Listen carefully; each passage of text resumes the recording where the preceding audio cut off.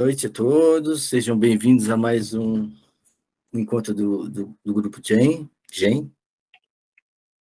Hoje é dia 20 de outubro de 2022 e hoje nós vamos tratar do capítulo 11º, que é Vishwarupa Darshan Yoga,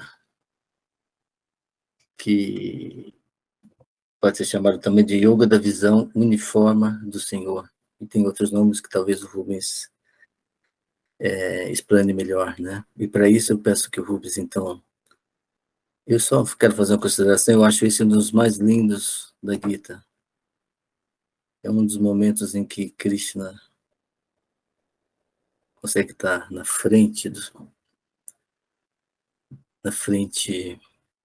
não sei, na frente de Deus, na frente do Criador, de toda a criação. E eu acho isso lindo, eu acho que ele é uma poesia muito, muito forte. Espero que possamos desfrutar demais desse ensinamento de hoje. Então, agradeço a Rubens e a todos vocês, e passo a palavra a você, Rubens. Muito obrigado por essa noite. Então, boa noite a todos. Agradeço, Vanildo.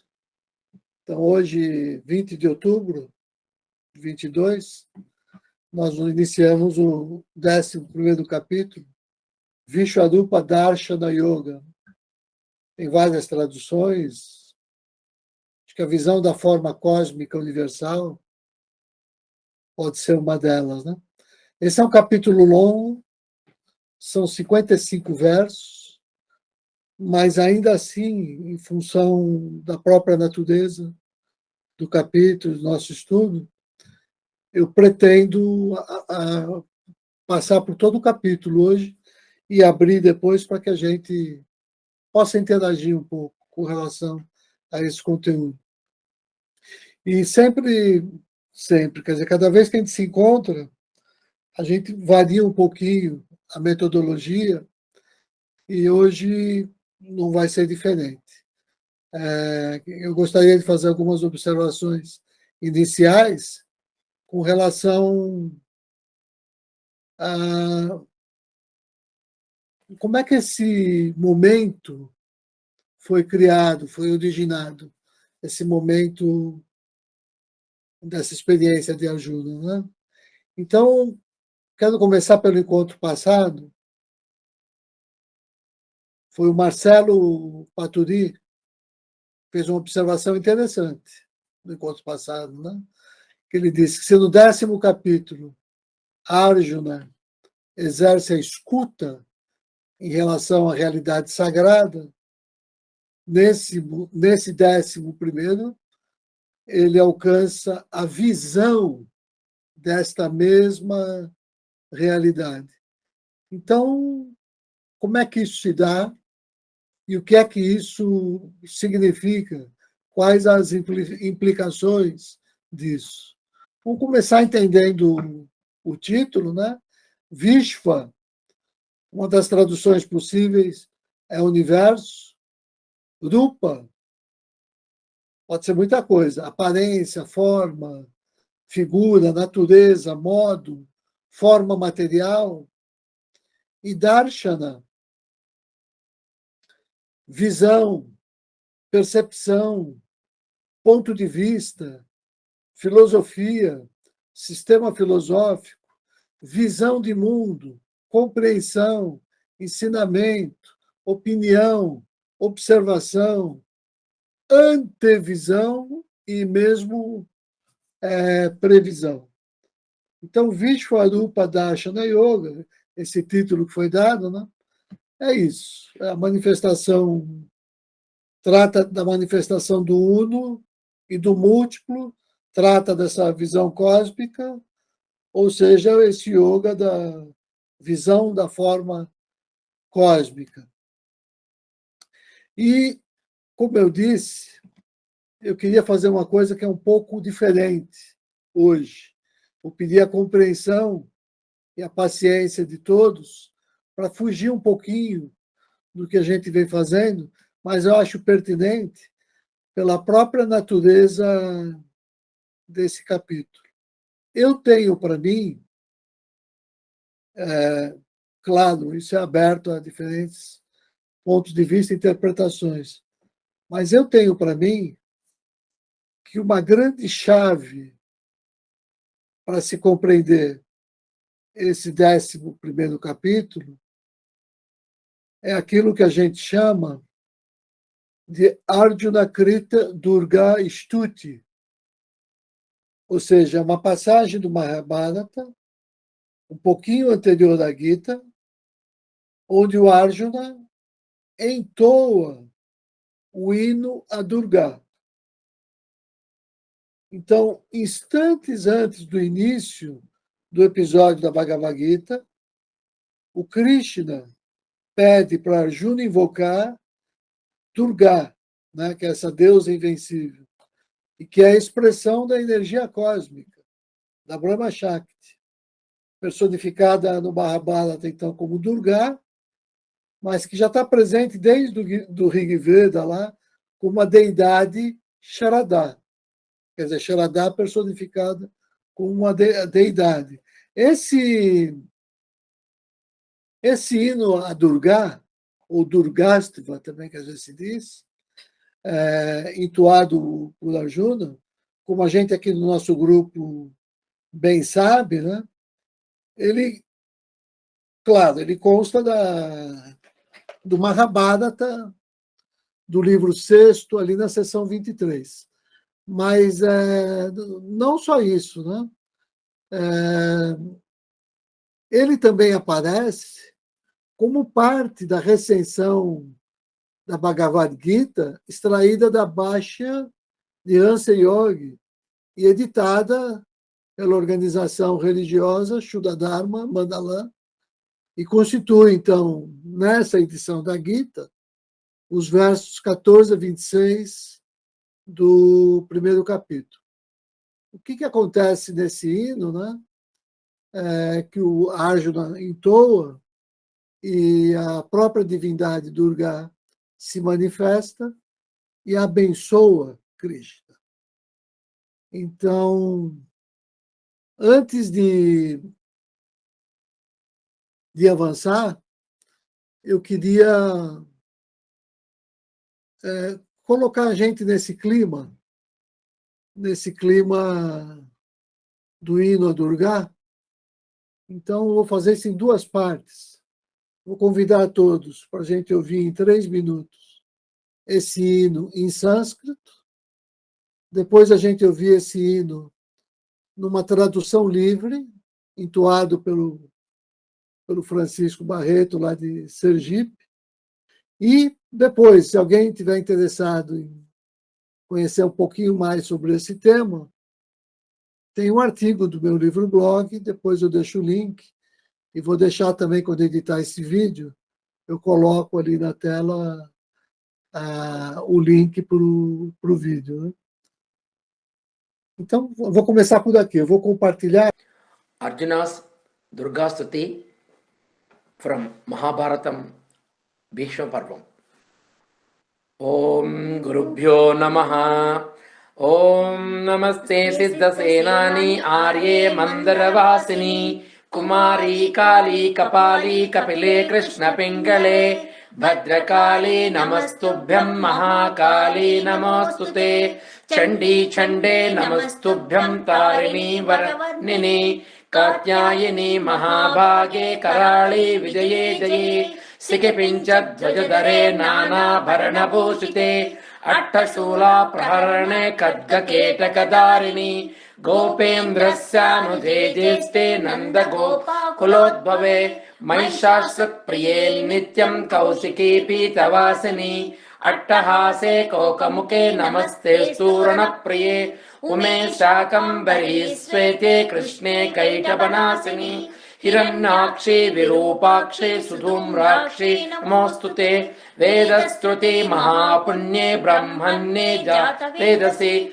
Jambu Kataka Chaiteshu Nityam Sannitalaye Tvam Brahma Vidya Vidyanam Mahanidra Hinam Skandamatat Bhagavati Durge Kamtaravasini Swahakara Swadachaiva Kalakasta Saraswati Savitri वेदमाता च तदा वेदान्त उच्यते सुतासि त्वं महादेवी विशुद्धेनान्तरात्मना जयो भवतु मे नित्यं त्वत्प्रसादात् गणाधिरे कान्तारभयदुर्गेषु भक्तानां चालयेषु च नित्यं वससि पाताले युद्धे जयसि दानवान् त्वं जम्बनी मोहिनी च मायात्रीस्तथैव च सन्ध्या प्रभावती चैव सावित्री जननी तथा तुष्टिपुष्टिर्द्युतिर्दीप्तिश्चन्द्रादित्यविवर्धिनी भूतिर्भूतिमतां साङ्ख्ये वीक्षसे सिद्धचारणैः। ॐ जगन्माते नमः। ओम श्री ललिता त्रिपुर सुंदरी देवीये नमः। ओम महाकाली महालक्ष्मी महासरस्वत्यै नमः। ओम धुम दुर्गायै नमः। ओम धुम दुर्गायै नमः। ओम धुम दुर्गायै नमः। Hino a Durga, glória a ti, ó tu, excelsa autoridade da hierarquia dos adeptos, reveladora da sabedoria sintética, ó tu, que presides o Mandara, imaculada vencedora dos obscuros desejos. Tu, sagrada energia da ação, poderosa força convergente de todo funcionamento objetivo. Ó tu, deidade, doadora de toda benéfica felicidade. Tu és aquela a quem todos os malvados temem e os justos adoram. Ante ti me rendo, ó tu, doadora da suprema sabedoria e prosperidade. Minhas saudações a ti, que fazes girar a roda da eternidade.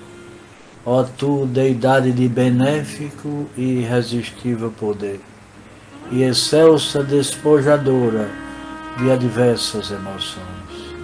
Eu me prostro ante ti, grande libertadora, que livras de todos os perigos aqueles que buscam a verdade. Tu que eternamente mantens o voto solene para a exaltação do mundo. Tu a quem toda adoração é devida. Ó tu, energia da ação, que conduz ao Paratma Bhava. Tu que inspiras toda a ação para superar as oposições à espiritualidade. Tu, conquistadora, que concedes maestria na batalha e culminadora dos esforços realizados pelos aspirantes. Ó tu, deusa dos mistérios ocultos do mundo, tu que és sempre seguida pelos buscadores da sabedoria, da devoção e da justa ação. Ó tu que manejas poderosamente invencíveis armas e possuis admiráveis braços para executar as sagradas proezas. Tu também és parte integrante do onisciente poder e a outorgadora do bem-estar ao mundo.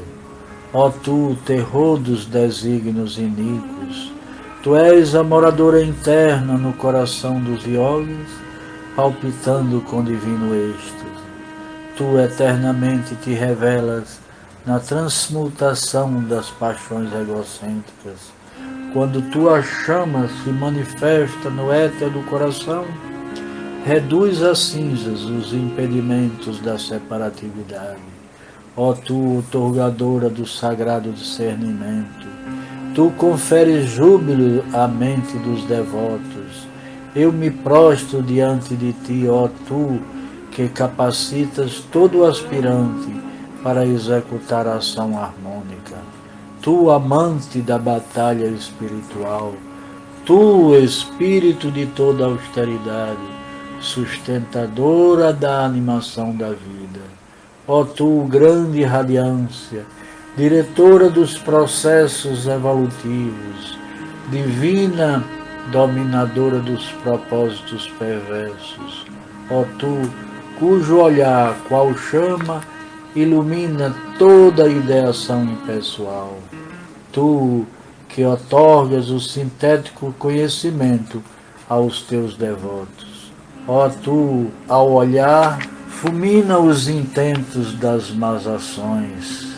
Eu te saúdo, ó tu, deusa de onipresente sabedoria e reveladora de sublime Dharma, inspiradora de toda a ação que proporciona júbilo. Ó tu, onipotente poder, tu, otorgadora do fogo vivificante de toda prosperidade. Ó tu, moradora da tríplice região da consciência. Ó tu, suprema entre todas as ciências, tu de quem emana o êxtase consciente nos veículos corporais dos aspirantes que meditam. Ó tu, que engendras a luz da iniciação e o culto da ciência sintética do absoluto, o Yoga Brahma Vidya. Tu, a grande dissipadora dos obstáculos que se opõem à realização. Ó tu, grande energia imanente na enredada teia do micro e do macrocosmo. Tu, deusa que infundes união nas hostes brilhantes, como também na Assembleia dos Manes. Ó tu, deidade dos sons místicos, tu és a sintetizante energia que conduz ao Supremo Purusha. Tu, deusa do saber e da criação, ó tu, Suprema Yoga Devi, inspiradora de divina sabedoria e mãe dos Vedas. Tu és também denominada Deidade da Libertação. Ó tu, deusa que reside dentro e fora de tudo, presidindo os processos evolutivos internos e externos. Tu que moras eternamente no plexo básico, tu realmente vences os inimigos infernais. Ó tu, deusa que conduz a aniquilação de todo orgulho, tu que guias das trevas à luz, tu és a energia propulsora para a realização das atividades espirituais e temporais. Ó tu, que inspiras os aspirantes com o conhecimento do período auspicioso para o logro de suas respectivas aspirações. Tu és radiante com benéfica efulgência. Ó tu, esplendor do Senhor, que reside no coração do Sol cósmico e otorgadora de vida aos mundos. Ó tu, que através da divina sabedoria evocas no coração do aspirante o regozijo da suprema paz. Tu que enches sua mente com amorosa devoção, tu, quando te revelas, capacitas o aspirante para a plenitude nas ações. Tu és a iluminação dos iógicos êxtase. Tu, qual chispa, penetras através das potentes correntes de energia de ida e pingala do iniciado e alimenta sua luz. Tu és a imagem de todas as relações espirituais. Tu és invocada por toda a hierarquia dos adeptos para a efetiva plenitude de suas obras. Ó Suprema Deusa, com o coração purificado, por meio da graça da iniciação, eu te invoco. Permite que eu obtenha sempre vitória, por tua graça, no campo de batalha.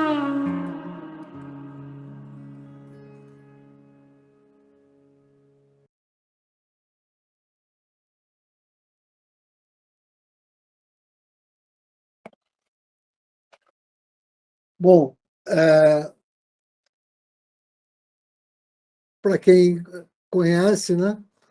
Logo ali naquele clima, antes do início da batalha, ali no contexto do episódio da Bhagavad Gita, o Senhor Krishna pede para que o Arjuna entoe o hino a Durga.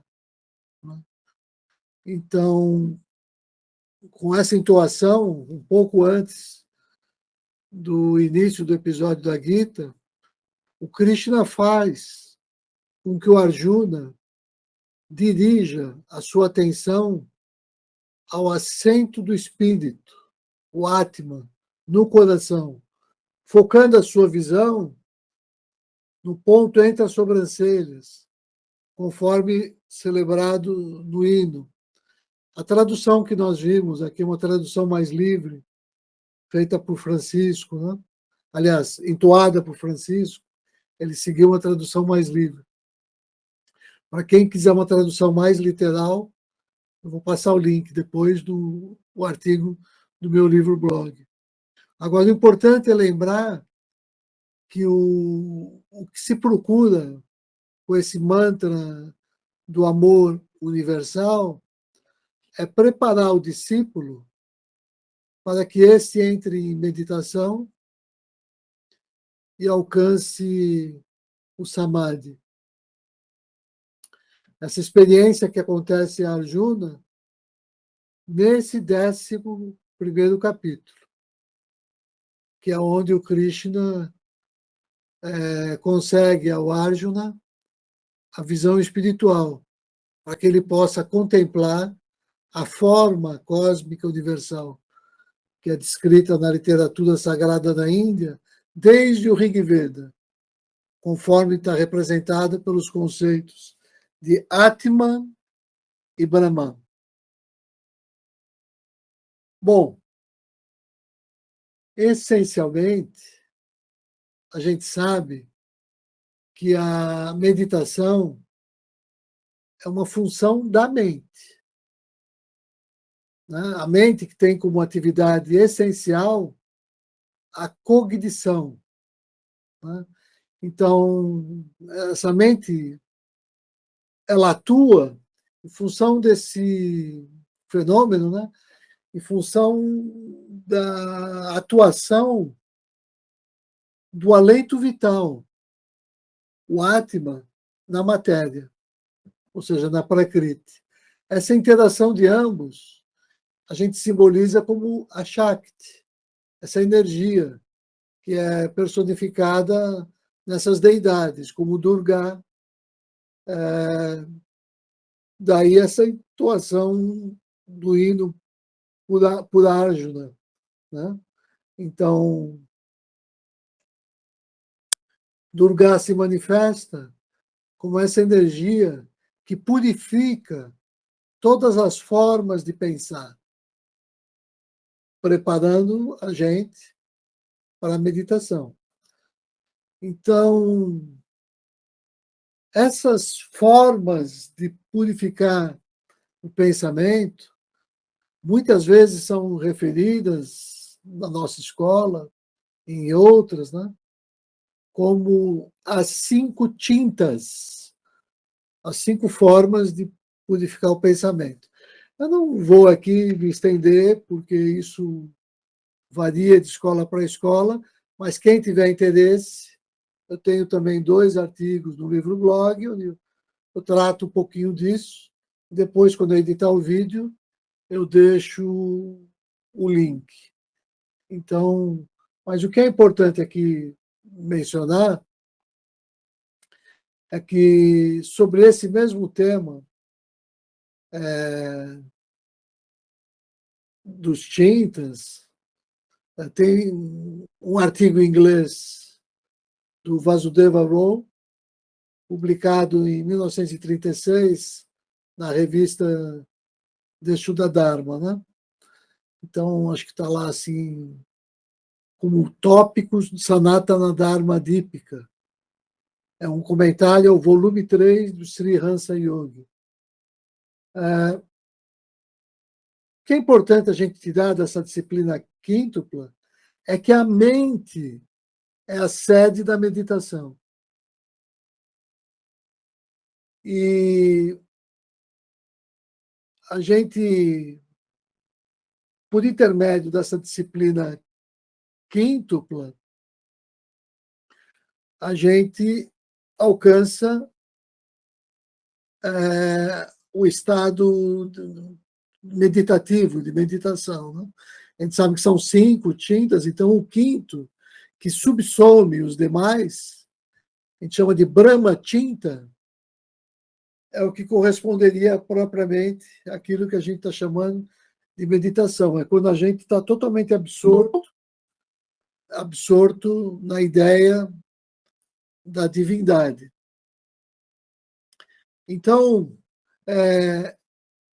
a iniciação que é concedida por Krishna a Arjuna, logo após ele ter entoado o hino a Durga, é o que começa a colocar em jogo, a fazer com que se movimente essa energia Kundalini, né, que vai conduzindo aos estados de êxtase até chegar ao Samadhi, né, que o Samadhi é o que representa esse êxtase resultante da experiência da nossa aproximação, unificação, experiência, visão, né, do absoluto. Então, ou seja, que é essa nossa experiência de contemplar o Atma e Brahman. E contemplar como Atma e Brahman permeiam todos os seres e todas as formas de existência. Esse assunto ele é muito caro não somente a Bhagavad Gita, mas a vários outros textos sagrados, inclusive os Yoga Sutras de Patanjali, né? E aí tem 3 palavrinhas só que eu quero ressaltar antes da gente começar a leitura do texto, né? As 3 palavrinhas são Vikalpa, Savikalpa e Nirvikalpa. Mas eu vou chegar lá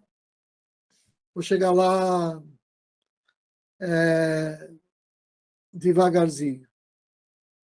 Bom, o que a gente sabe que no capítulo 11, o Arjuna experimenta o Samadhi. É o que a gente vai ler daqui a pouco. E alguns comentaristas e iniciados, eles argumentam que o Arjuna ingressa primeiro no Savikalpa Samadhi, ou seja, a experiência da unidade conectada na multiplicidade.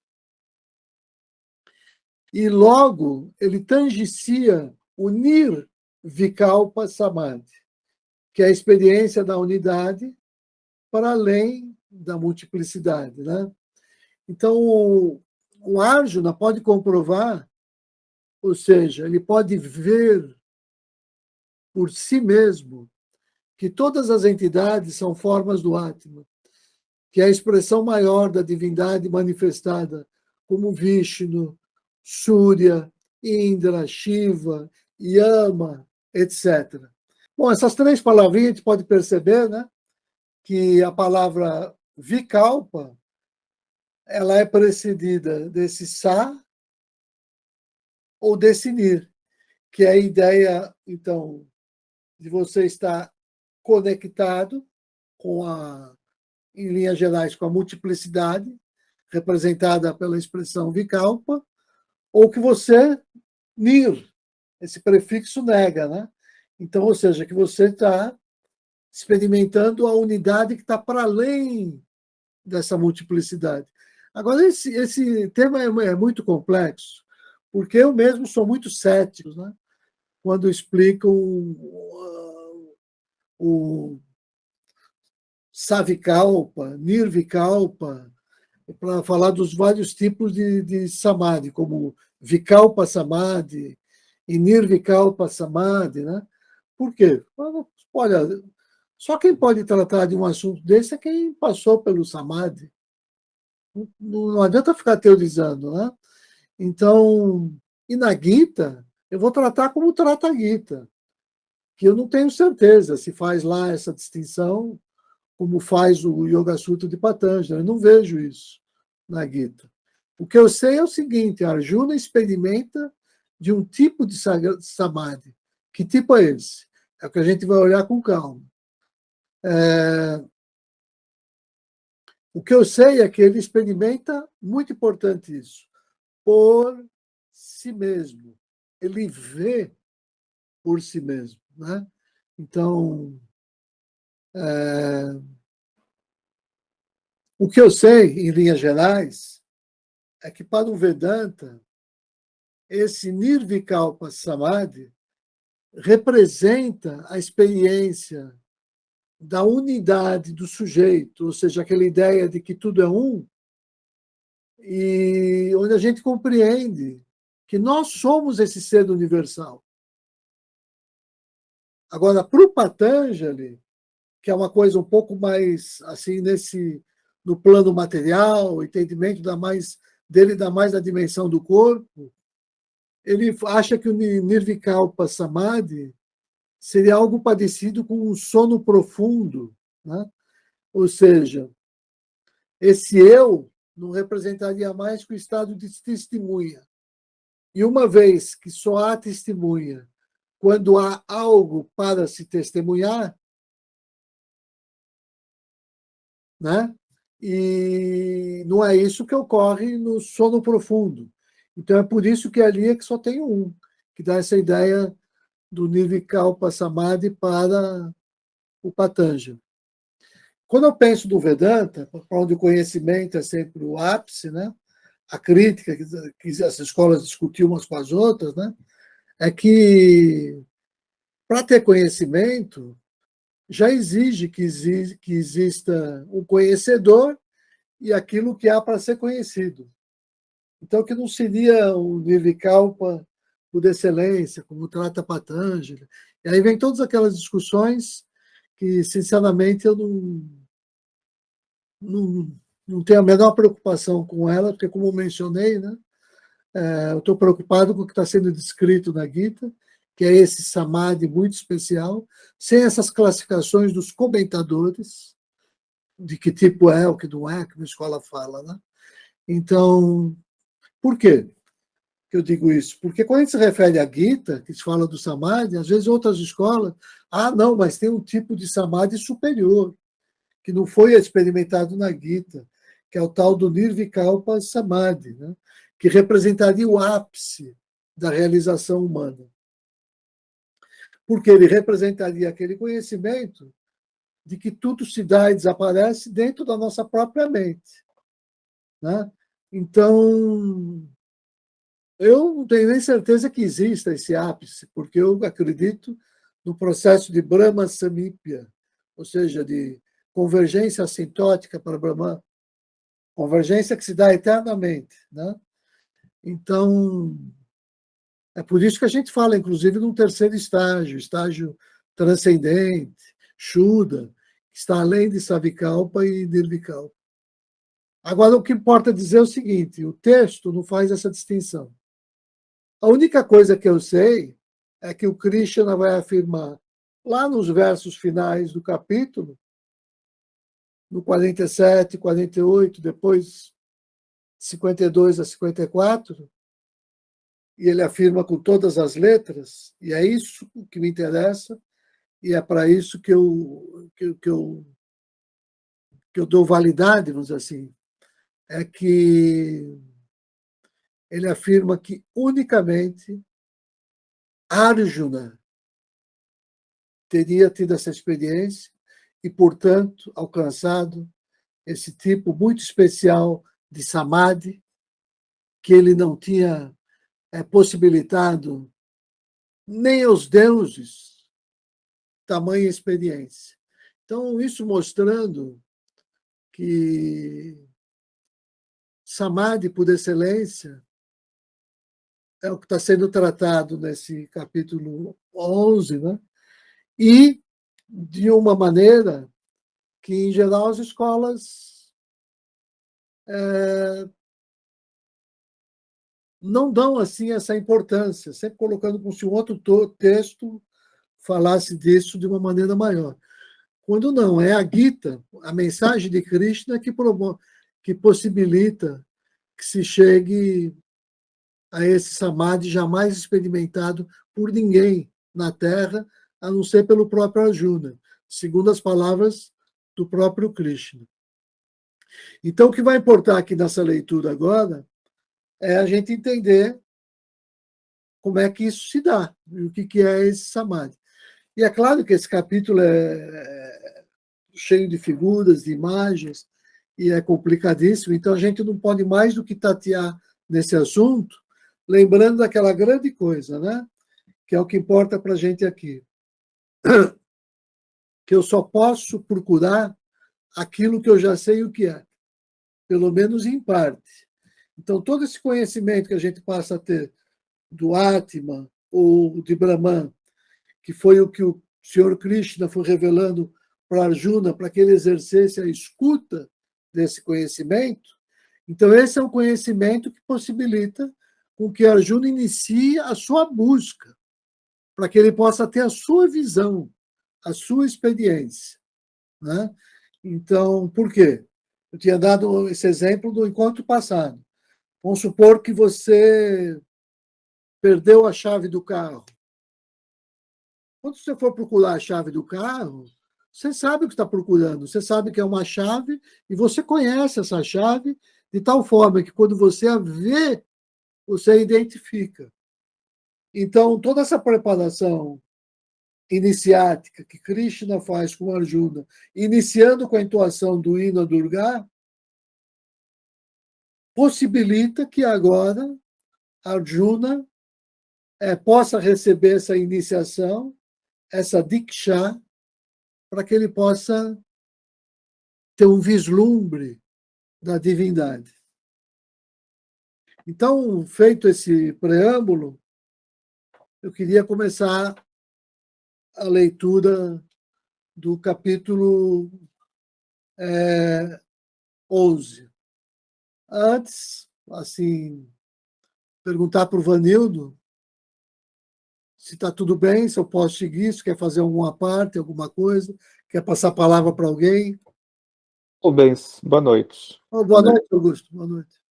Deixa eu te fazer uma pergunta, exatamente porque esse pedacinho final, ainda bem que se abriu para a pergunta. Então, de um lado, tem essa interação entre Krishna e Arjuna, onde existe uma preparação, vamos assim dizer, para que Arjuna vá ao encontro, à busca do Atman. Né? E aí você mencionou que eu não posso, enfim, quem procura, ao menos tem alguma noção do que está procurando, senão... Por outro lado, me vem o Katha Upanishad e fala, naquele terceiro pedido, né, do Nachiqueta, que Yama diz que não adianta você ir ao encontro do Atman, que ele que escolhe a quem ele se revela. Como é que é isso? Como é, enfim, cronologicamente o Katha vem antes? Você tem uma, né, o que segue dessa parte tem uma, vamos dizer, ele fala um pouco da carruagem, do condutor. Como é que isso interage com a Gita? Como é que essa parte, principalmente com relação a ir ao encontro ou esperar que ele te encontre e esperar, você se prepara para que você seja encontrado? Como é que funciona isso? Não, eu agradeço a sua colocação, né? E é claro que eu não pretendo dar uma resposta definitiva, porque esse é um tema complexo, que até assim os maiores estudiosos têm dúvida, mas eu posso só apontar algumas questões interessantes. Primeira, não existe certeza de que a Katha Upanishad seja anterior à Gita. Elas são mais, em princípio, parece que estavam meio pelo mesmo período, você não sabe qual é a mais antiga. Agora, outra coisa interessantíssima que você menciona muito bem é que a metáfora que a gente conhece na Gita como Gitopadesha, ela aparece dentro do texto da Katha Upanishad, que é a ideia da carruagem, do condutor e do passageiro. Isso aí está na Katha Upanishad. Então, isso é importantíssimo. Esse texto é fantástico. E esse diálogo do Yama, aliás, do Nachiquetas com Yama, sobre a morte, que é o terceiro desejo, se eu me lembro, o terceiro pedido, para revelar o segredo da morte, eu acho isso uma coisa elevadíssima. E isso é muito caro para o Advaita Vedanta. E eu tinha mencionado, inclusive, aqui, num outro encontro nosso, que para o Advaita Vedanta, parece que isso é uma digressão, mas não é. Tem a ver com o que a gente está fazendo, e aí logo eu volto para o texto. Né? Para o Advaita Vedanta, são 3 as escrituras de mesmo peso, assim, que fundamento, né? Sagradas, as Upanishads, o Brahma Sutra e a Bhagavad Gita. São os 3 textos, os 3 compêndios, assim, grupos de textos de maior autoridade para ele. Então, no contexto do Advaita Vedanta, a tua questão é pertinente. Então, para todos os vedantinos, a tua questão é pertinente. Né? Porque, em princípio, eu nem vou me aprofundar nisso, porque eu vou te mostrar que eu parto de um outro paradigma. Né? Em princípio, peraí, o Kathopanishad parece estar dizendo uma coisinha que vai um pouco num outro sentido do que o que a Gita está dizendo. Eu nem vou entrar nesse detalhe aqui, porque na leitura que eu estou fazendo, isso não me interessa. Porque como eu não estou subscrevendo a essa leitura das várias formas de Vedanta, né, que valorizam outros textos sagrados, igualmente com a Bhagavad Gita. No caso dessa leitura que eu estou fazendo aqui, é como se, na minha compreensão, eu estivesse dando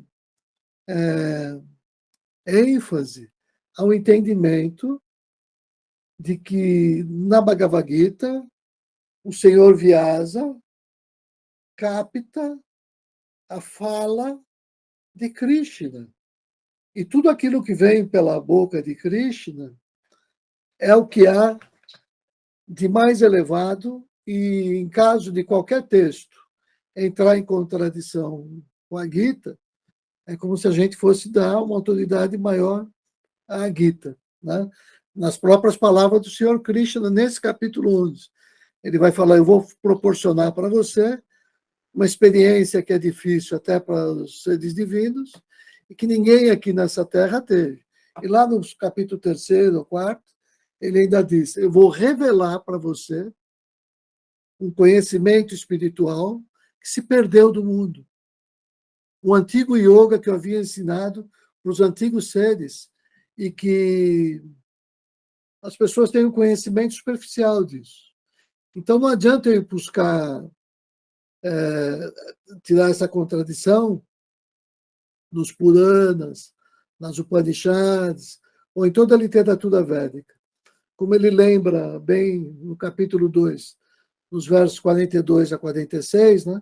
Ele diz, de que vale um poço de água, que é toda essa literatura fantástica, isso aí é muito valioso, porque mata a sede do sedento que está no deserto.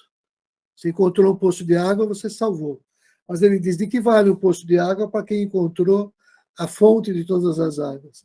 E ele diz, a fonte de todas as águas é esse segredo muito especial que eu vou revelar, e todos aqueles que ouvirem isso de coração, ele fala no 18º capítulo, vão ter acesso a esse mesmo oceano de todas as águas, né? Que é aquilo que está escrito na verdadeira escritura sagrada, que está representada no teu coração. Não está em papel, na tradição oral, não é nada. Está no teu coração. E é para lá que eu vou te remeter. Que é essa experiência do capítulo 11. A experiência que me orienta, que me conduz para perceber como o Atman e o Brahman se apresentam na realidade. E isso é como se os outros textos, as outras Upanishads, tivessem tocado nesse tema, mas, de alguma maneira, esses textos foram perdendo um pouco da sua força e vitalidade, porque as pessoas iam vivendo mais a letra morta do que a sua essência, a tal ponto do que o Senhor Krishna dizendo na Gita, eu sou aquele que desce para restaurar o Dharma quando todo o ambiente se torna adármico.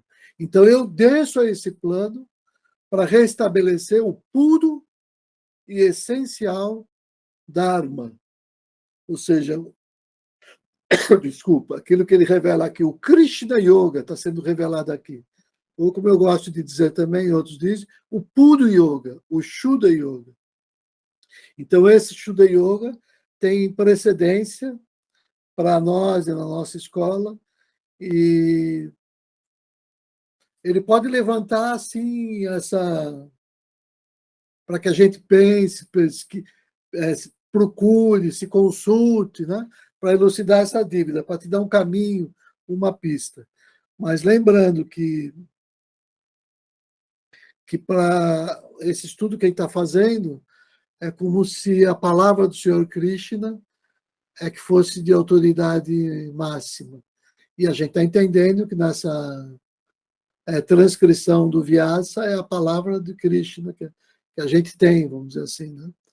Então, e aí, ou seja, é claro que o Kota Upanishad é interessante, eu precisaria reler o texto, eu não tenho mais claro os três pedidos, para poder entender a tua questão, mas dizendo, nesse contexto que a gente estuda, eu nem me preocupo com isso, porque as Upanishads são textos de valor secundário em relação ao Bhagavad Gita.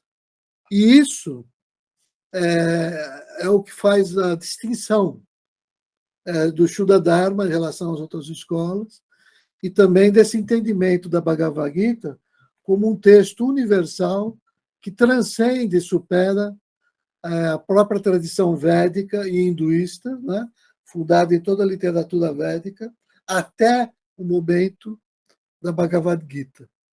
É como se esse texto, trazendo em palavras assim simples, né, representasse, sei lá, os sermões de Jesus, e originando o Novo Testamento, que não nega o Antigo Testamento, mas é uma espécie de superação.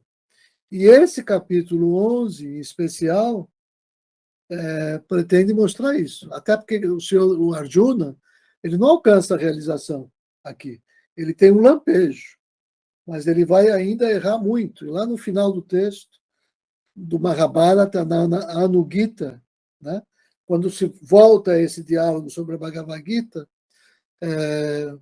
Krishna vai repreendê-lo e vai dizer que ele não viveu plenamente tudo aquilo que foi discutido na Bhagavad Gita, e é por isso que ele não alcançou certos resultados que ele poderia ter alcançado, inclusive. Mas a mensagem está toda exposta ali, é isso que ele diz. Essa que é toda a função dele como avatar, que é claro que foi mediar a guerra do Mahabharata toda, agir como grande diplomata ali durante todo o Mahabharata. Mas a essência da função é esse diálogo da Bhagavad Gita. Então, é esse que é o ponto. E, como o Vanildo lembrou no início da nossa conversa de hoje, né, embora o capítulo 2 aqui seja uma espécie de síntese de toda a Bhagavad Gita, para alguns, para outros, esse capítulo de Bhakti, entre 7 e 12, o pessoal do Adwaita, os capítulos de 13 a 18, que falam do conhecimento. Mas eu entendo que, apesar do capítulo 2, para mim, ser uma grande síntese da Gita, é esse capítulo 11 que tem essa dimensão experiencial, que tem um atrativo todo distinto, porque mostra o processo de Arjuna, depois de ter seguido o conselho de Krishna, entoar o Hina Durga, ouvir de Krishna o que é a respiração, o que é inalar pelas narinas, o que são os nadis, como é que eu concentro o pensamento entre as sobrancelhas. O Senhor Krishna está falando tudo isso para Arjuna, ao longo do texto, em várias passagens. Depois de explicar o que é meditação. Aí agora falou sobre Atma e Brahman. Ele diz, pronto, agora o Arjuna está entrando nesse estado, como se ele estivesse entrando no estado meditativo, elevado pela própria palavra do Senhor Krishna, E aí, então, ocorre o samadhi, que é a contemplação das múltiplas formas da divindade. Samadhi só quer dizer isso. Você pode discutir se é com forma ou sem forma, ou todas essas complicações aí que não adianta discutir muito, porque vira uma querela de frades. Né? Não adianta você discutir sobre o que você não viveu. Esse tipo de filosofia que é totalmente cerebral, racional, mental, isso não tem nada a ver com a Bhagavad Gita. Tem a ver com aquelas discussões entre budistas e hinduístas. Porque eles são cerebrais, são mentais. A Bhagavad Gita lembra do coração. E como o coração traz a luz para a razão, como ele ilumina a razão, que é um pouco que vai mostrar esse capítulo, que é essa coisa que ele vê. Essa visão vem na Divya Chakshush, a visão divina, né, vem pela luz do coração, que é o que está sendo experimentado aqui. E as discussões da filosofia, geralmente, elas são muito desconectadas dessa esfera do amor, dessa esfera do hino a Durga, dessa esfera da deidade Shalada, que é o que faz essa conexão, que te permite com que a Kundalini ascenda, para que você tenha aqui entre as sobrancelhas essa experiência mística, intuitiva, que é da esfera de Budi antes que de Manas. Antes que de Manas. Embora seja Manas que conduz o processo, a experiência é da esfera de Budi. Né? Então, é aqui entre as sobrancelhas, a gente diz que você tem o corpo caloso, no meio do corpo caloso você tem a glândula pineal, e, em princípio, é a partir daqui, quando eu tenho essa região estimulada, que eu alcanço isso. E isso é o que é tratado nesse capítulo 11. Então, de uma maneira mística, de uma maneira que envolve a parte da visão intuitiva, inclusive. E não é simplesmente uma discussão lógica, que são essas querelas de frade entre hinduístas e budistas ao longo dos séculos. Foram muito importantes essas discussões. Elas geraram a lógica indiana, geraram a filosofia indiana, mas são paupérrimas do ponto de vista da realização espiritual. Porque ninguém vai chegar a Deus ou a realização espiritual em querela, disputando o argumento com o outro. A única coisa que você vai conseguir com isso, né, é se tornar mais ou menos vaidoso, dependendo de você sair vencedor ou não de um debate com o seu oponente. Isso não está em questão aqui. Absolutamente não está em questão. Então, eu sei que eu saí um pouco do tema, mas acho que tudo isso é importante porque é aqui que está o grande diferencial. É nesse capítulo 11, como tinha lembrado o Vanildo. Obrigado. Eu que agradeço também pela colocação. Né? Então, eu vou fazer a leitura, tá certo? Do texto. Ok. E lembrando, eu faço a leitura como está aqui, no Forenstein. Então, se tiver termos que as pessoas não concordem e tudo mais, não tem problema. Depois a gente pode olhar no sânscrito ou em outras traduções. Mas nesse primeiro olhar, eu vou por aqui. Então, está aqui, ó, o primeiro, o yoga da visão da omniforma do Senhor. Arjuna disse, como um favor a mim, pronunciasse esse discurso sobre o supremo mistério, chamado Adhyatma, né, a base do eu, por meio do qual esta minha confusão se dissipou. Está aqui. Então, o Senhor Krishna ofereceu para o Arjuna esse conhecimento novo, embora Arjuna fosse um erudito e conhecesse todas as escrituras védicas, mas tem esse olhar novo que o Avatar resgata, purifica e traz para o Arjuna. Então, tem aqui um conhecimento novo. Né? O 2. Pois ouvi detalhadamente de ti sobre o surgimento e a dissolução dos seres, ó Krishna. Krishna dos olhos de lótus, bem como sobre a tua glória imutável. assim como descreveste ao Atma, ou seja, a ti mesmo, né? Senhor Supremo, assim também desejo ver tua forma senhorial, ó Supremo Espírito. Verso 4 agora. Se consideras possível, Senhor, que eu veja essa tua forma, revela-me teu si mesmo imutável, ó Senhor, ó Senhor do Yoga. Disse o Senhor bendito, ó filho de Prita, contempla minhas formas cêntuplas, milíplices, de variados tipos, divinas, multicoloridas e multiformes. Contempla os Adityas, os Vasus, os Rudras, os Ashwins, como também os Marutis. Contempla o descendente de Bharata. Muitas maravilhas nunca antes vistas. Então, aqui isso é muito importante, porque reforça aquilo que eu vinha dizendo. Ele não está negando nem refutando nada do que vinha pela tradição védica. Tanto que a referência que ele faz é a tudo isso, olha, aos Adityas, aos Vasus, aos Rudras, ao Ashwin, tudo aquilo que é descrito nessa literatura maravilhosa, na literatura sagrada da Índia. Mas ele está dizendo para contemplar de um jeito agora novo, universalista. Contempla agora, o Buda Kesha, o universo inteiro com todas as coisas, móveis e imóveis, repousando como unidade no meu corpo, e contempla tudo mais que desejar de ver. Não obstante, não poderás ver-me com este teu olho físico. Dar-te-ei o olho divino. Contempla meu yoga senhorial. Então está aqui aquilo que eu já havia mencionado, mencionei hoje, mencionei na semana passada. No verso 11:8, quando a gente lê com os olhos assim místicos, né, está claro que aqui o Senhor Krishna inicia Arjuna nessa tradição mística.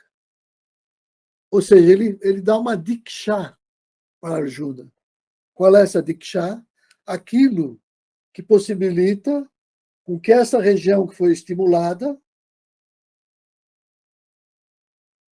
o olho divino, revele a Arjuna sobre a realidade do Atma e de Brahman. Então, isso acontece aqui. Ó. Ele diz em 11:8, você não vai poder me ver com os seus 5 sentidos normais. Não vai me ver com esses seus olhos. Mas eu vou despertar, eu vou estimular, ou você já vem estimulando ao longo dessa preparação que iniciou com o Hina Durga, já vem mexendo com a Kundalini, através dos nadis, a respiração, concentração do pensamento.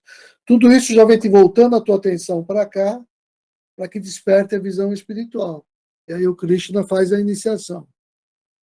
Rubens, Oi. aqui na Gita do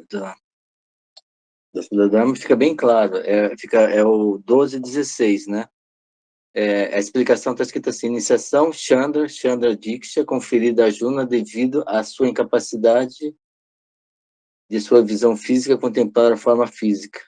Aí ele fala, porém, como tu não és capaz de contemplar-me com teus próprios olhos, eu te outorgo a visão divina, com a qual contemplará meu supremo yoga. Agradeço, muito oportuno, Vanildo. Eu sabia que já tinha visto isso, mas não ia saber recuperar, nem lembrava que estava lá. Então, te agradeço ter trazido. Né? Então, Sanjaya disse ao rei Dhritarashtra, tendo dito isso ao rei, Hari, o grande senhor do yoga, revelou sua suprema forma senhorial ao filho de Prita. Sua forma tem muitas bocas e muitos olhos, muitas aparências. maravilhosas, muitos adornos divinos, muitas divinas armas levantadas. Traja divinas roupas e guirlandas, é ungida divinas fragrâncias, toda maravilhosa. Contempla Deus infinito e onipresente. Né? Quer dizer, tudo isso aqui tem toda uma significação mística, simbólica, que eu não tenho a menor condição de avaliar e analisar. São as pequenas iniciações que a gente vai recebendo, que, vez por outra, faz com que a gente obtenha a chave desses versos e entenda o seu significado profundo. Eu comentei isso uma outra vez quando eu disse ter passado eu mesmo com uma pequena experiência com relação ao entendimento do Shuddha Pranayama e do simbolismo do Hansa. Né? Então, do mesmo jeito, tem o simbolismo do Hansa, tudo que está dito aqui, né, é o simbolismo. Então, se o esplendor de 1000 sóis surgisse de uma só vez no céu, seria semelhante ao esplendor daquele grande ser. Então, o filho de Pandu viu todo o múltiplo universo repousando na unidade, no corpo do Deus dos deuses. Então, está aqui, eu entendo, né, que é como as pessoas, em geral, associam a Gita à experiência do Savikalpa Samadhi, como se fosse uma limitação do texto, que ele não alcançasse o nível do Nirvikalpa Samadhi. Porque esse verso aqui, você pode traduzir como a experiência do Savikalpa Samadhi. Né? Você visualizar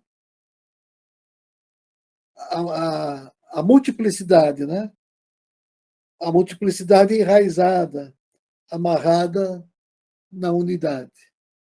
É esse estado de êxtase, que percebe que tudo faz sentido, tudo tem uma lógica sintrópica maravilhosa, conectando tudo segundo as leis do amor e tudo mais, né?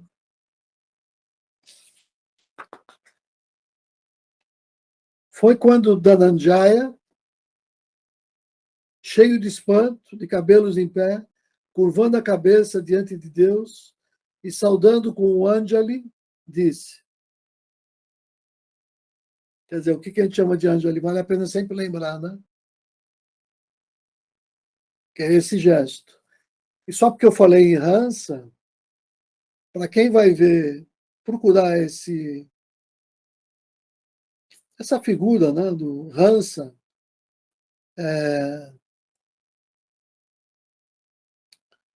me fugiu o nome agora, que estranho. Bom, às vezes ela aparece com um olho, bem aqui assim. Né? É porque nas mãos, aqui nessa região, é como se aqui se manifestasse também essa energia que a gente tem, que é como se fosse o olho da alma. Por isso que você fala do poder curativo das mãos. Então, o Marcelo quer falar, né? É isso? Ah, tá. Ou seja, então até nesse gesto tem todo um sentido, porque quando eu uno esses dois lados e com esse simbolismo do Hamsa, né? Teria que falar nisso numa outra hora, para não fugir muito aqui. Mas até isso dá para relacionar com todo esse processo. O fato de ser Anjali, o que ele pede, o que ele faz aqui. Né? Então, Arjuna disse, ó Deus, em teu corpo contemplo as divindades e todas as espécies de seres. O Senhor Brahma sentado no trono de lótus e todos os videntes e as divinas serpentes. Em toda parte contemplo a ti de forma infinita, com muitos braços, ventres, bocas e olhos. Não vejo em ti nenhum fim, nenhum meio, nem tampouco início, ó Senhor universal, uniformal. Contemplo como diadema a massa e o disco, uma massa luminosa rodeada de chamas. Não obstante, és difícil de ver completamente, pois és uma imensurável irradiação resplandecente de fogo solar. Então está aqui, tudo isso aqui faz parte do Savikalpa Samadhi, segundo essa terminologia corrente dentro da própria tradição védica, né? Mas é como eu mencionei, eu prefiro ficar só com a palavra Samadhi, porque o dia que eu experimentar um Samadhi, eu vou poder entender as distinções sutis entre esses níveis, né? Deve ser conhecido como o Supremo Imperecível. És o supremo receptáculo de tudo isso. És o imutável, o guardião da lei eterna. És o Espírito perene. Essa é a minha convicção.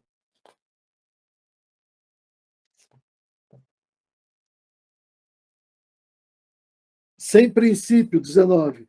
Sem princípio, sem meio, sem fim, de vitalidade infinita, com infinitos braços, e tendo por olhos a lua e o sol. Contemplo tuas bocas flamejantes, devoro todas as coisas como se fossem oblações, consumindo tudo isso com teu próprio fulgor. Por ti, somente esse espaço entre o céu e a terra é penetrado, e também todas as 4 direções. Vendo essa tua forma prodigiosa, terrível, o tríplice mundo estremece. Ó grande ser! Lá longe, esses exércitos de divindades entram em ti. Algumas aterrorizadas saúdam-te com o Anjali, bradando salve. A multidão de grandes videntes e dos perfeitos enaltece a ti com abundantes hinos de louvor. Rudras, Adityas, Vasus, Sádias, os Vishdevas, os 2 Ashwins, os Marutis, os bebedores de vapor, bem como os exércitos dos Gandharvas, dos Yakshas, dos Asuras e dos perfeitos, todos eles estarrecidos te contemplam. Só que lembrando, nota de rodapé 21, os bebedores de vapor, né, Ushmapa, são os espíritos dos antepassados que se alimentariam do vapor que sobe das oferendas dos alimentos. Fazer oferendas diárias a esses espíritos dos mortos é uma obrigação importante para os hindus piedosos. A gente sabe disso, né, de todos os ritos védicos, né, dos pitris, né? Então você tem uma série de oferenda de alimentos e tudo mais, né?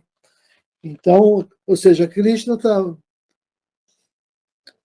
O diálogo da Bhagavad Gita está validando tudo isso, embora mostre tudo isso com um aspecto segundo, em relação ao aspecto primeiro e essencial, que é essa experiência do Atma e de Brahman, que está sendo tratada aqui na Bhagavad Gita.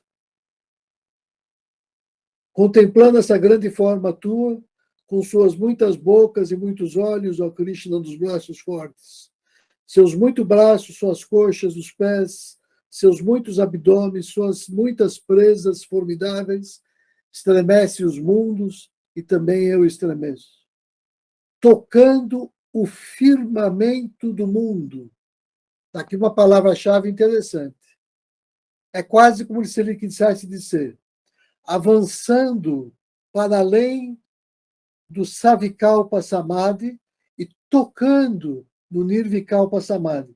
Se eu fosse usar o discurso dos outros, parece que é isso, porque ele está indo agora para além da multiplicidade, entrando naquele lugar que não tem mais a ver nem com a multiplicidade repousando na unidade. É uma outra coisa, né? Então, aliás, tem uma nota de rodapé aqui, 25, deixa eu ver o que é. Ramanuja dá uma explicação detalhada do termo Nabhas, traduzido aqui por firmamento do mundo, equipara ao espaço transcendental, olha aí, do ser supremo, além do fundamento universal. Mas ele comenta, isso é duvidoso,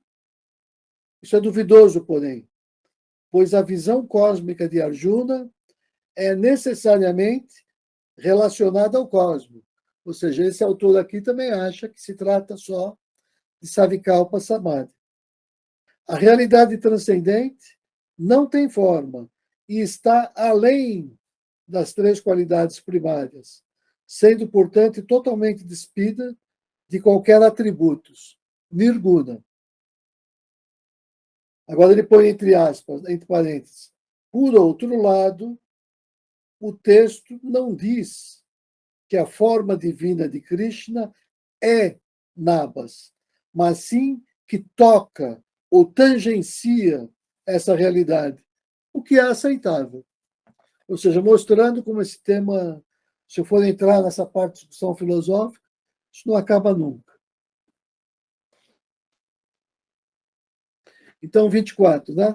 Tocando o firmamento do mundo, chamejando em muitas cores, com bocas abertas, imensos olhos flamejantes, contemplando assim o eu, o meu eu mais íntimo, trepida e não encontro nem fortaleza nem tranquilidade, ó Vishnu. 25. E vendo tuas muitas bocas crivadas e formidáveis presas, semelhante ao fogo do fim dos tempos, não sei para onde me voltar e não encontro abrigo. Concede-me tua graça, ó Senhor dos deuses, ó morada do universo. E todos esses filhos de Dhritarashtra, juntamente com os exércitos dos protetores da terra, Bhishma, Drona, bem como o filho do cocheiro, ou seja, Karna, e nossos principais guerreiros, entram velozmente em tuas bocas dotadas de presas formidáveis que instilam o medo. Alguns são vistos com as cabeças pulverizadas, aparecendo em meio aos teus dentes. Eu vou pular essa observação aqui, que não é da Gita, vou para o 28. Assim como muitos rios e torrentes de água despejam-se diretamente no oceano, assim também esses heróis do mundo dos homens, entram em tuas bocas flamejantes. Assim como as mariposas em encorpadas fileiras caem numa chama de fogo e são destruídas, assim também os mundos em encorpadas fileiras entram em suas bocas e são destruídas.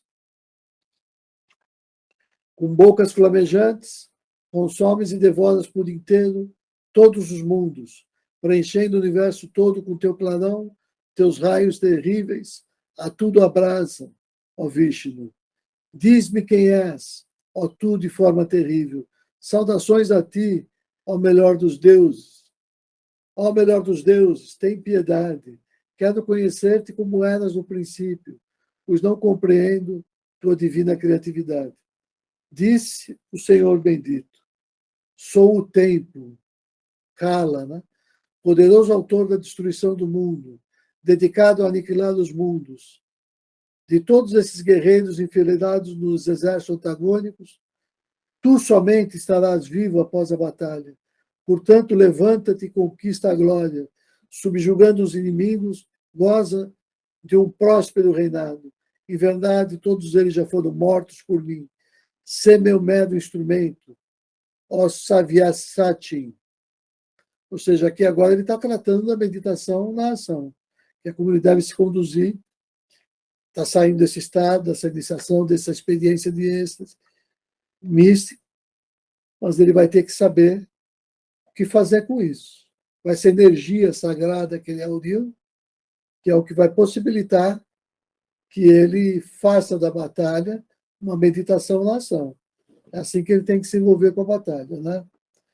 Então, Drona, Bhishma, Jayadratha e Karna, bem como todos os demais guerreiros heróis, já estão mortos por mim. Deves abatê-los, não hesites, luta, vencerá teus rivais na batalha. Ou seja, essa disciplina da meditação na ação, ela se confunde com aquela ideia de renúncia, não à ação ela mesma, mas de renúncia ao fruto da ação. Ou seja, que eu tenho que agir pelo não agir, porque eu silencio o ego. É o ego que fica inativo. E ficar com o ego inativo quer dizer que eu estou em meditação, agindo não pelo ego, mas, como ele diz aqui, como um instrumento do Senhor. Então, nesse caso, você não está agindo, o teu ego. Você é só um instrumento. Porque esse ser também já vai estar fazendo tudo o que tem feito por teu intermédio. Sanjaya disse, ouvindo essas palavras de Keshava, Kiritin, saudando com Anjali, trepidando, saudando novamente e curvando-se assustado ao extremo, disse a Krishna com voz vacilante. Arjuna disse, com razão, ó Hrishikesha, o universo se regozija e é arrebatado pelo teu louvor. Os Rakshasas fogem aterrorizados em todas as direções, e todos os exércitos dos perfeitos te saúdam.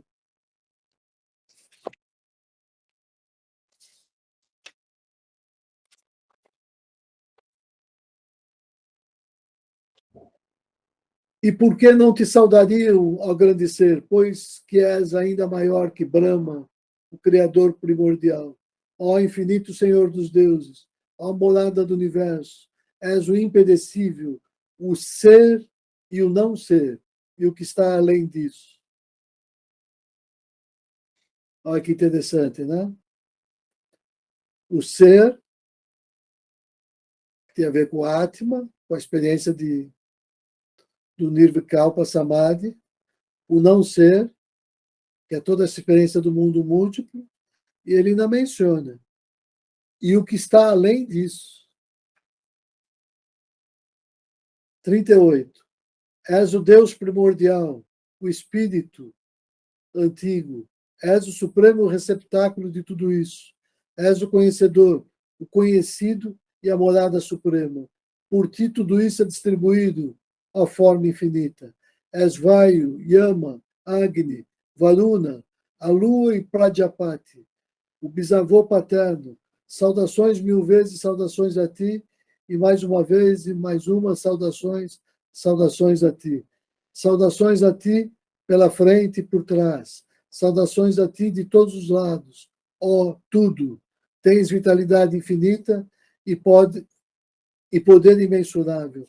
Completas tudo. Logo, és tudo. Se eu, ignorante da tua majestade, por inadvertência, ou talvez por afeto, pensando temerariamente que és meu amigo, disse sem a devida reverência, olá, Krishna, olá, Yadava, olá, amigo, e se zombando demonstrei desrespeito para contigo, quando estava divertindo-nos, repousando, sentados no comando, quer sozinho, quer na presença do trem, por tudo isso te peço perdão, ó Achyuta, ó tu que és insondável. Ou seja, Arjuna já sabia da dimensão de Krishna, mas na Bhagavad Gita foi revelada essa outra dimensão de Krishna, que é onde ele se diz em comunhão com o próprio Atma, com a própria divindade, como se ele fosse o representante dessa comunidade, né? Como se fosse uma pessoa oriundo dessa coisa ainda maior que não é pessoa. Então,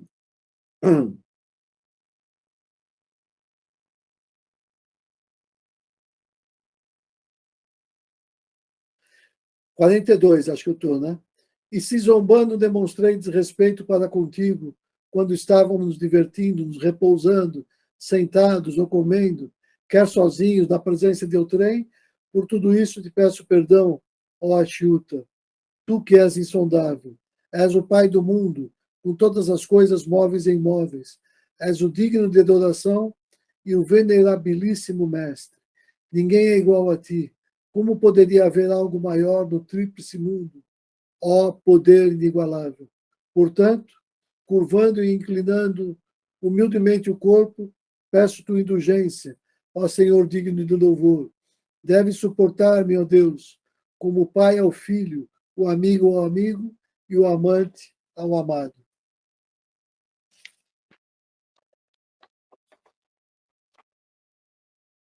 Emociono-me por ter visto o que jamais fora visto antes, mas minha mente está afligida por medo. Portanto, ó Deus, mostra-me de novo aquela tua forma humana. Concede-me tua graça, ó Senhor dos deuses, ó morada do universo. Quero ver-te como eras antes, com tua coroa, portando nas mãos a massa e o disco.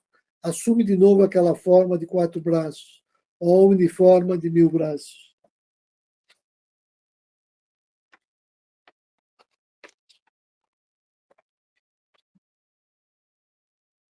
Por minha bondade para contigo, Arjuna, revelei-te essa forma suprema mediante meu próprio yoga, essa forma minha, fulgurante, total, infinita e primordial, que antes não fora vista por ninguém, a não ser tu. Então, acabou aqui qualquer discussão, essas querelas e frades entre níveis de hierarquia de experiências com o sagrado e o samadhi. Nem pelos Vedas, nem pelos sacrifícios, nem pelo estudo, nem pela caridade, nem pelos ritos, nem por rigorosas asceses posso ser visto nessa forma no mundo dos homens, por ninguém, a não ser tu, Kudu para a vida. Ou seja, esse estado que está acontecendo aqui, ninguém tem autoridade para discutir, porque ninguém passou por isso. Ninguém. Não tem nenhum texto mais autoritativo que esse para falar disso. Se eu dou crédito a essa palavra de Krishna, obviamente. Né? Então, pouco me importa que os outros textos falam sobre as divisões e níveis de samadhi. Ô, Rubens, perdão interromper, mas esse trecho, perdão pela insistência também, aí sim, ele é bem parecido com o Katha Upanishad, porque ele fala, não é por instrução, não é por sabedoria, não é por leitura de livros, tal. Essa parte é bem parecida. Esse Katha Upanishad era um dos meus favoritos. Há muito tempo que eu não leio, que eu não estudo, eu não me recordo, né? Mas aquele diálogo com o Senhor Yama, o Senhor da Morte, né? E os 3 pedidos, e o terceiro, o pedido mais capcioso, é quase como se na etiqueta quisesse. Aí o Yama falou: não, isso não é assim, não, né? Porque ele estava entrando nesse lugar.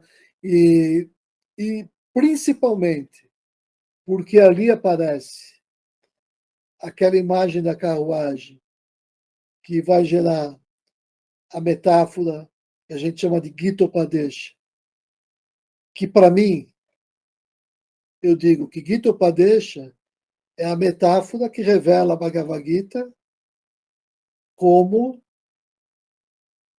o maior instrumento e manual sobre a arte e a ciência da meditação, já que a Gita Upadesha representa exatamente esse processo da meditação. E saber que essa mesma metáfora está presente no Katha Upanishad e que é possível, inclusive, que o Katha Upanishad seja mais antigo que a Bhagavad Gita, não é pouca coisa. Eu, por muito tempo, me arranquei os cabelos com isso, porque eu queria provar que a Bhagavad Gita, não que o diálogo que aconteceu, né? É óbvio que a batalha do Mahabharata é mais antiga, mas que essa descrição de Vyasa, ou seja, que essa forma do Mahabharata que a gente tem, eu queria provar que ela era mais antiga.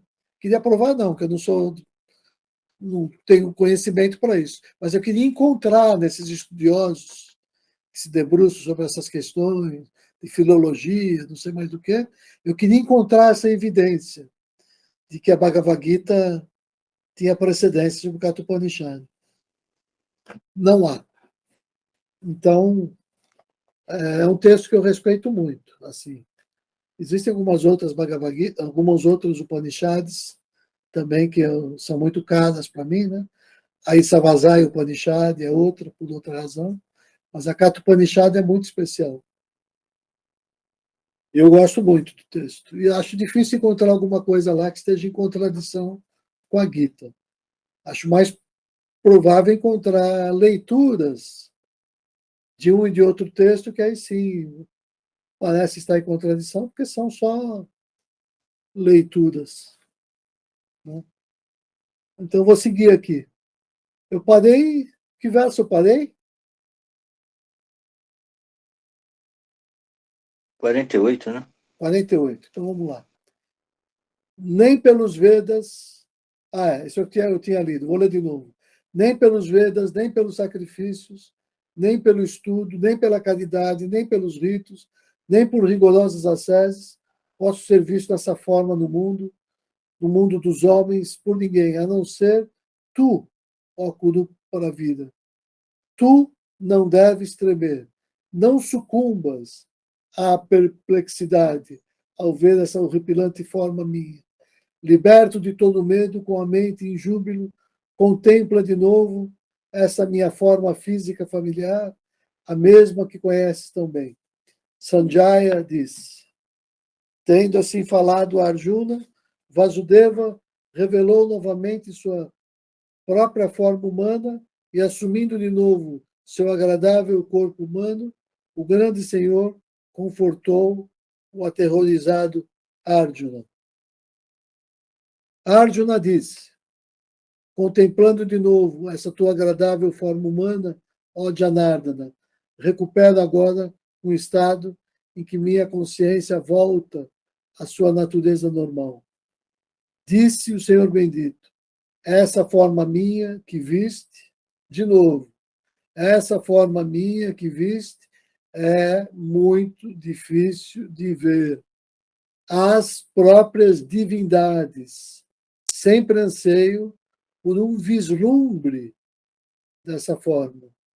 No aspecto em que me viste, não posso ser visto nem por meio dos Vedas, nem pela sese, nem pela caridade, nem pelo sacrifício.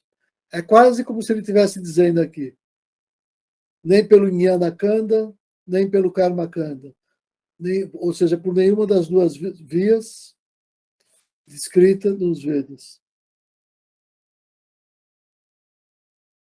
54. Mas, pela devoção dirigida a nenhum outro, ó Arjuna, posso ser conhecido nesse aspecto. Posso ser visto e, em verdade, penetrado, ó Parantapa, quanto Atma, né? Aquele que cumpre minha obra, tendo-me como intenção suprema, aquele que é meu devoto, devoto do Atma e devoto do Krishna, que representa o Atma. Abandonou todo o apego e é livre da inimizade para com todos os seres. Ele vem a mim, ó filho de Pandu. A gente avançou um pouco no horário hoje, eu peço desculpa, porque a gente discutiu talvez um pouco mais do que devia, né? Mas esse capítulo pedia. Então, passa a palavra para o Vanildo para que ele...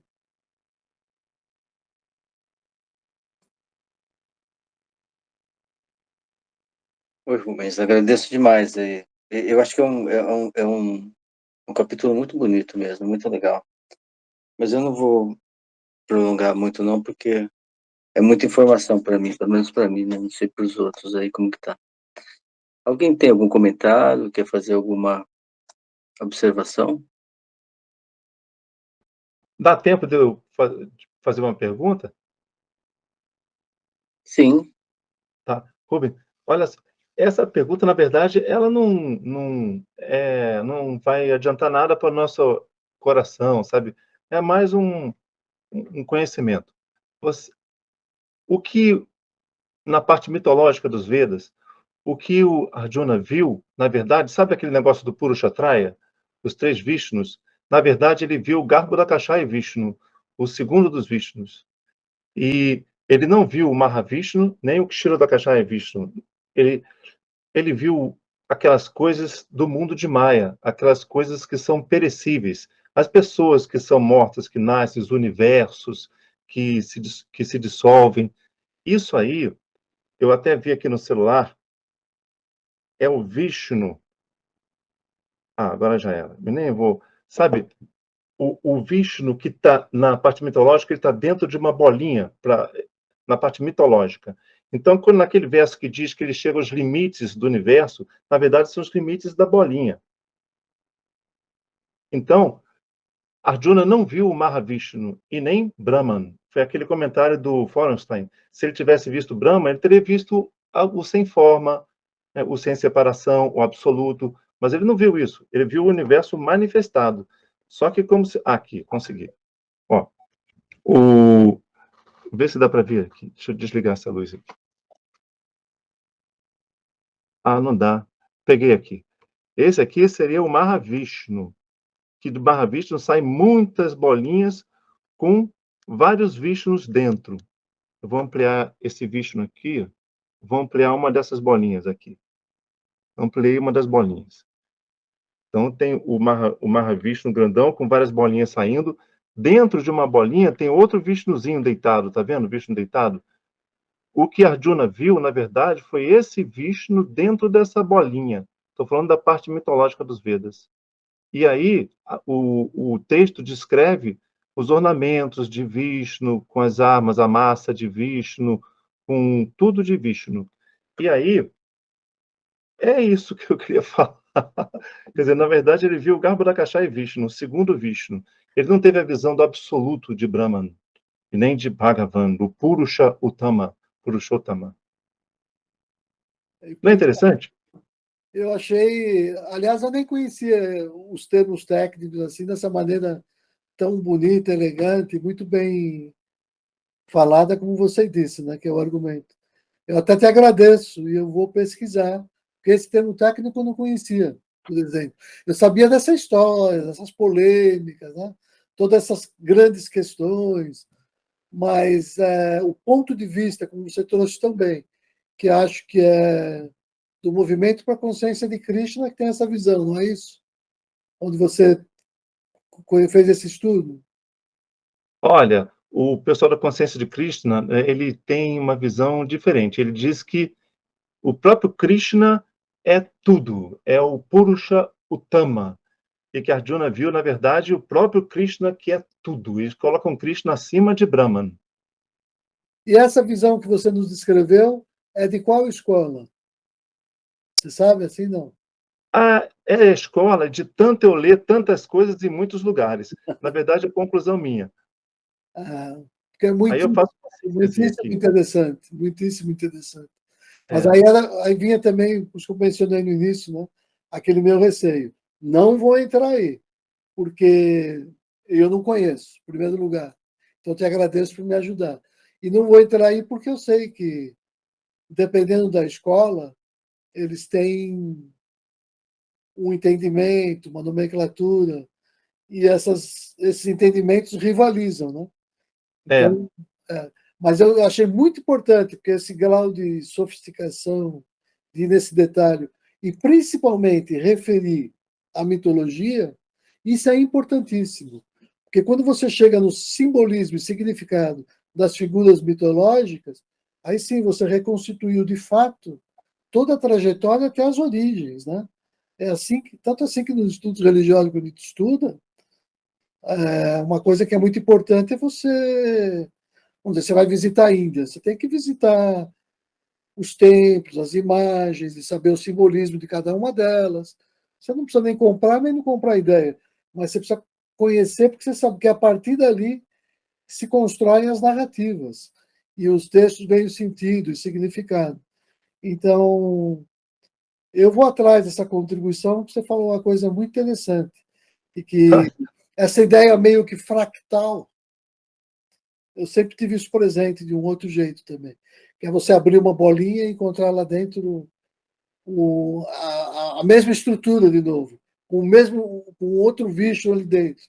E se você abrir aquilo lá, vai ter uma outra bolinha de novo. Isso aí vai ao infinito, que é essa aí que a gente chama na ciência contemporânea, na filosofia, né, de teoria dos fractais, em ciência mesmo. E que maravilha saber que essa teoria dos fractais, né, já estava descrita dessa maneira absolutamente fantástica. A gente pode concordar ou não. Sim, sim. Isso é a teoria dos fractais, e que isso é genial, e que está presente lá nos Vedas, na sabedoria védica.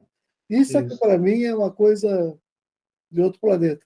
Então, eu te agradeço muito. Eu vou olhar. Qual é o nome direitinho, só para eu procurar? Você falou no rápido, no sânscrito? Tá. Isso na parte dos Vedas está na parte dos Puranas, né, na parte mitológica. Mas esse assunto especificamente é Purusha Traya. Purusha é pessoa, não, né? Deixa eu Traya, Purusha Traya, sim, mas você entendeu aquela outra expressão, os Vishnu dentro dos Vishnu, você deu um nome para aquilo, para aquela bola. Tá. É porque, então, Purusha Traya são 3 Vishnus, o segundo Vishnu tem o nome de Garbho. Garbho Dakashai Vishnu. Esse. Ah, claro, porque garbo quer dizer isso. Garbo é a ideia de Isso. útero, de. Né? Claro, aí sim. É o Vishnu dentro da bolinha. É. Garbo Dakashai Vishnu. Garbo é a bolinha da Kashaya que está deitado na água. Claro, Que está deitado nas águas de Garbo. claro. Garbo Dakashai. Foi um. Como você gosta de dizer, foi a cereja do bolo de hoje. Mas tá bom. Ivanildo, ou alguém mais? Não sei se alguém quer fazer um comentário. Ou você, Marcelo, quer complementar? Não sei, está tudo feliz. Eu Estou também. feliz.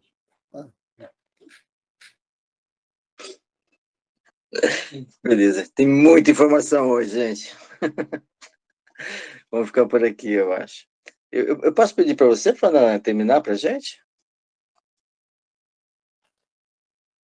Eu fui deselegante, mas acho que ninguém mais queria falar mesmo, né? Acho que está tranquilo. Beleza, eu vou pedir só para a gente fechar os olhos, aqueles que quiserem. E a gente faz uma respiração, uma inspiração profunda, soltando suavemente pela boca. E vamos nos dando conta de que quando inspiramos, nos enchemos de energia vital. Energia que dá vida a todos os seres, em todo o cosmos. Repetimos algumas vezes mais. E vamos nos dando conta do nosso corpo físico, emocional, mental. E colocamos a atenção no centro do peito, na sede do nosso próprio amor, representado pelo Sagrado Coração, a nossa própria essência.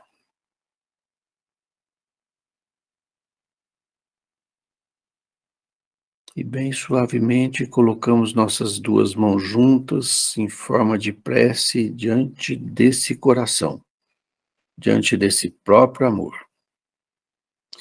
E quando eu junto minhas 2 mãos, eu junto a minha luz e minha sombra, diante do próprio amor. Isso é o que eu sou.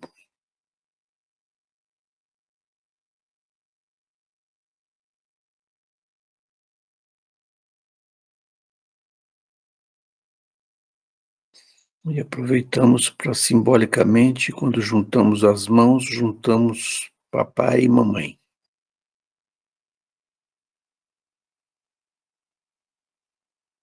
Cuja vida veio da fonte através deles.